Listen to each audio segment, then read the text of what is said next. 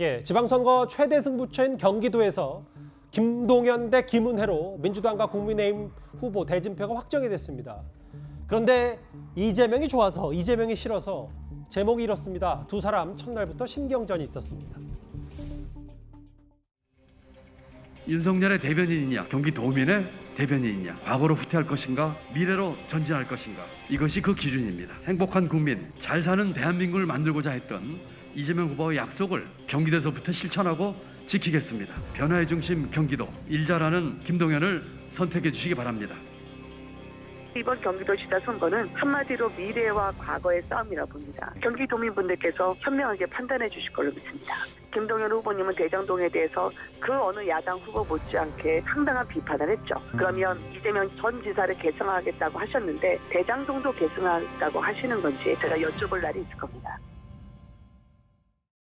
두 사람의 입씨름이 시작이 됐어요. 김은혜 의원은 그럼 대장동도 개성할 거냐 이렇게 얘기를 했는데, 근데 지금 이 부분을 얘기할게요. 어쨌든 어제 김동연 후보가 민주당의 최종 후보로 경기도지사 확정이 됐는데, 이재명 전 지사가 이 경기도지사 유세에 도와줄 수도 있다, 긍정적 답변을 줬다 했는데, 김남국 의원, 측근이라고 불리는 김남국 의원 표현은 좀 다르거든요. 내막이 좀 어떻다고 판단할 수 있습니까? 저는 그러니까 아주 제한적으로, 제 개인적인 생각, 아주 제한적으로 이재명 상임고문이 연설이나 아니면 사람들 만나는 일에 함께할 가능성이 있다고 봅니다. 그러니까 이게 많아지진 않을 거라고 저는 개인적으로 생각하고요. 지역도 한정할 거라고 생각해요. 예컨대 수도권을 중심으로 해서 이재명 상임고문이 한두 차례 정도 후보들과 함께 어디를 방문한다거나 아니면 공식적으로 도와주긴 도와준다. 그렇죠. 왜냐하면 의미가 있지 않겠어요. 근데 그게 너무 많아지거나 아니면 전국적으로 확대되는 것은 바람직하지 않다고 생각해요. 그래서 김남국 의원도 그런 차원에서 말하지 않나 하는 생각이 들고요, 개인적으로. 예. 그래서 아마 수도권 중심으로 해서 경기도를 포함해서 한두 번 정도 함께 일정을 하거나 아니면 지지 연설을 하는 정도의 정치 일정을 소화하지 않을 거로 예상이 됩니다. 예. 최병무 의원님, 최대 격전지니까 여론조사 짧게 하나 볼게요.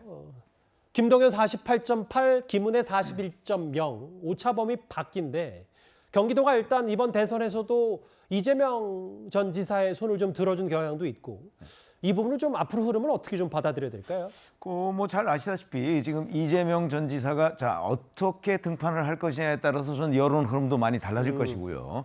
최근 저 여론조사는 사실은 이제 청문회 전국을 거치면서 윤석열 당선인에 대한 지지가 좀 하락한 측면이 있어요. 예. 그런 것들이 이제 윤심을 등에 업었다고 하는 김은혜 국민의힘 후보한테 이렇게 얹혀져 갔겠죠.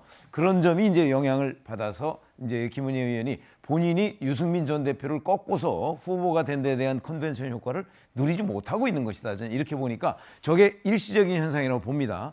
그러면 앞으로 이제 결국 이심과 윤심의 대결이다. 이렇게 이제 바깥에서 평가를 하고 있는데, 그런 점은 역시 그러니까 윤석열 당선인에 대한 국민 지지가 경기도에서 어떻게 형성되느냐에 따라서도 또 상당한 영향을 받을 것이다. 이렇게 생각을 합니다. 예, 벌써부터 후끈 달아오고 있는 경기도 지사 얘기, 후보 지방선거 얘기 만나봤습니다. 그럼 지금까지 들어온 여러분들의 목소리를 들어볼까요? 첫 번째 댓글입니다. 문 대통령이 국회 인준 얘기하는 것, 그러니까 장관 후보자 국회 동의 말씀하시는 것 같은데요. 우습다라는 표현을 하셨고요. 예. 판결이 마음에 안 든다고 사법부를 없앨 겁니까? 검수완박 반대하시는 것 같습니다. 예. 단독으로 밀어붙여서 잘된 일이 있었나요? 라는 표현도 해주셨고요. 예. 넓고 깊은 강은 언제 건너라? 조국 전 장관 말씀하시는 것 같습니다. 마지막 볼까요? 영끌 때문에 집값이 올랐다고 하네. 점점점이라는 단어도 쓰셨는데, 일단 오늘도 댓글 5개 모두 감사드립니다.